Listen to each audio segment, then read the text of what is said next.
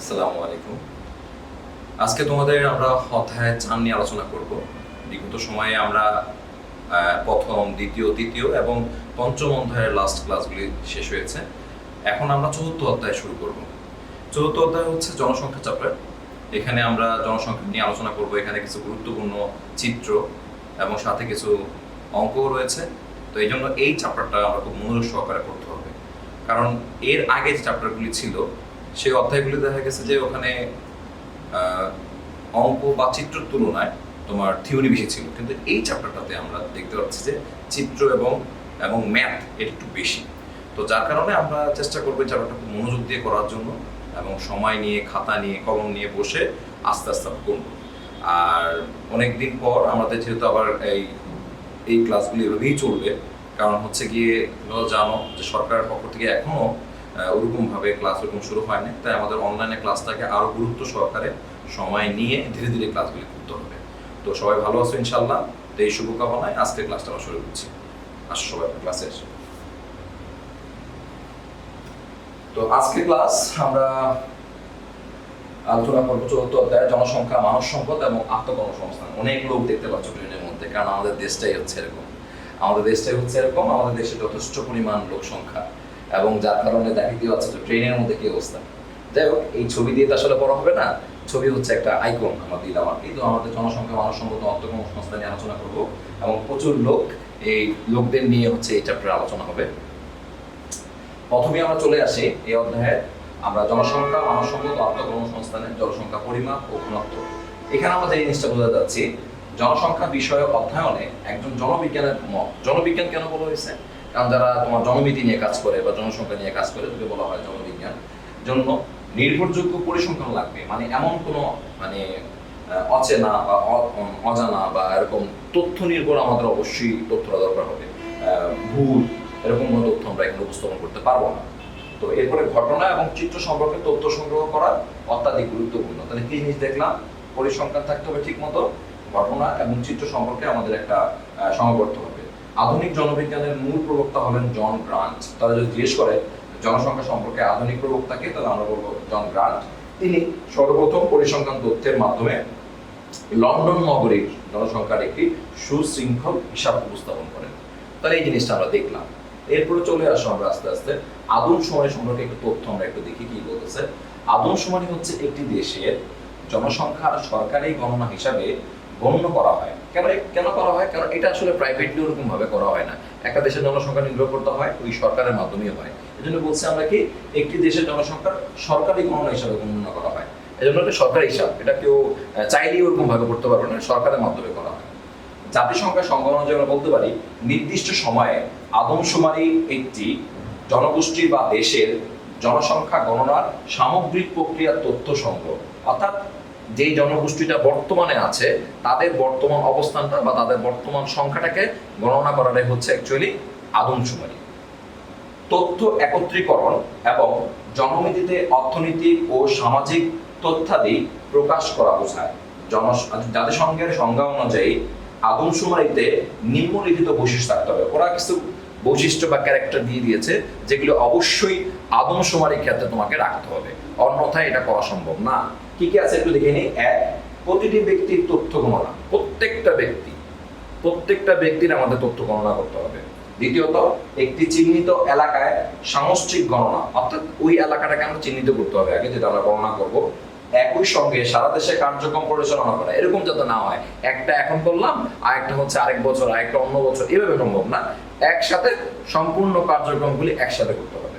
এবং নির্দিষ্ট সময়ের ব্যবধানে অনুষ্ঠান এবং সময়ের ব্যবধানে এটা আমাকে ফল প্রকাশ করতে হবে। তাহলে আমরা শিখতে পারলাম যে জনসংখ্যা আদমশুমারি ব্যাপারটা কি। এটা একটা সরকারি ঘটনা, গণনা হিসাব, এবং জাতিসংঘ এ ব্যাপারে একটা মন্তব্য দিয়েছে এবং কিছু বৈশিষ্ট্য আমাদের বলছে। আমরা 4টা বৈশিষ্ট্য একটু দেখে নিব, ঠিক আছে? আচ্ছা, এরপরে চলে আসি পরের বিয়েতে।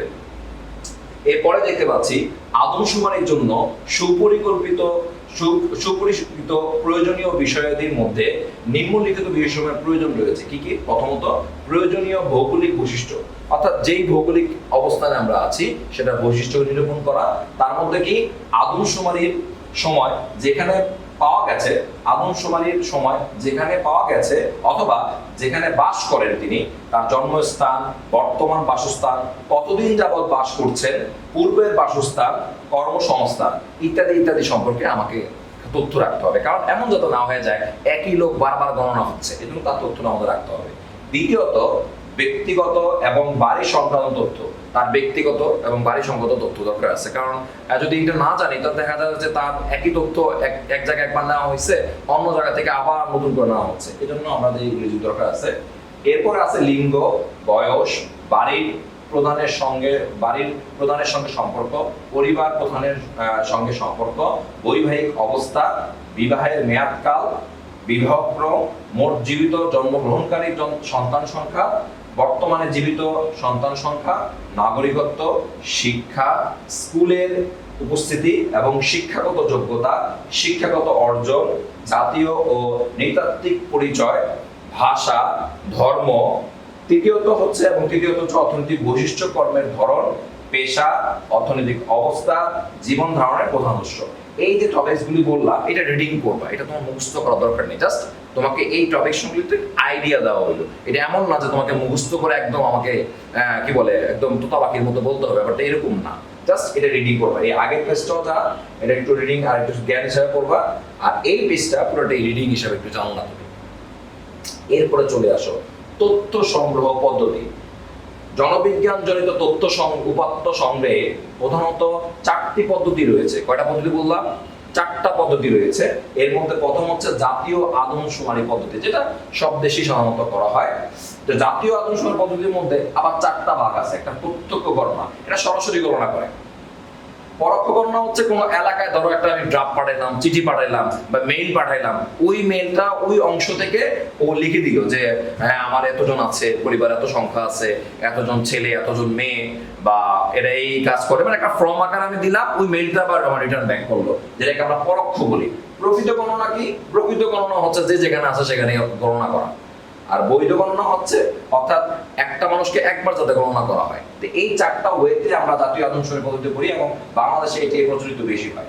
তো যাই হোক, তারপর জাতীয় নিবন্ধকরণ পদ্ধতি একটা আছে, আর একটা হলো বিশেষ নমুনা জরিপ, যেটাকে আমরা বলি কি কোন একটা অঞ্চলে ধরো এরকম একজনের একটা অঞ্চলকে সিলেক্ট করলাম এবং ওর কাছাকাছি ওটা নমুনা নিয়ে আবার একটা এরকম তোমার কি বলে ওই অঞ্চলে বা ওই দেশের আমরা এরকম আদমশুমারি করতে পারি। তো এই মোটামুটি 4টা নিয়মে 4টা ভাগে আমরা জনবিজ্ঞান জনিত তথ্য সংগ্রহ এই পদ্ধতিতে করতে পারি এবং সাধারণত এই পদ্ধতি এগুলি আলোকপাত করা হয়। তো আমাদের আজকের যে আলোচনা বিষয় ছিল, এই বিষয়গুলি আমরা সুন্দর করে ভালো করে বাসায় পড়ব এবং এই বিষয়গুলিকে রিডিং আকারে বারবার পড়ার চেষ্টা করো। কারণ প্রথম অংশের এই 4টা অংশই আমাদের আছে, এই 4টা অংশ একটু দেখবো এবং রিডিং। এখান থেকে উদ্দীপক তেমন আসে না এবং উদ্দীপক তেমন আমাদের ইম্পর্টেন্টও না, তাই এখান থেকে শুধুমাত্র আমরা যেটা করবো এই টপিকসগুলো হালকা একটু রিডিং করে যাবো, যেগুলি দিলাম আজকে, যে আদমশুমারির সংজ্ঞাটা একটু দেখলাম, আদমশুমারির প্রকার এটা দেখলাম, এগুলি থেকে উদ্দীপক আসে না। অতএব তোমাকে এত টেন্স হওয়ার কিছু নাই, শুধুমাত্র জ্ঞান বা অনুধাবন আকারে একটু তুমি দেখবা, জ্ঞান এবং অনুধাবন, এর বাইরে তোমাকে আর কোনো প্রয়োজন নাই। তো এইভাবেই তোমরা অংশটা শেষ করবা। তো আজকে এই পর্যন্তই শেষ। আমরা পরবর্তী সময় আমরা আগামী ক্লাসে আবার দেখা হবে। সবাই ভালো থেকো, সুস্থ থেকো, আল্লাহ হাফেজ।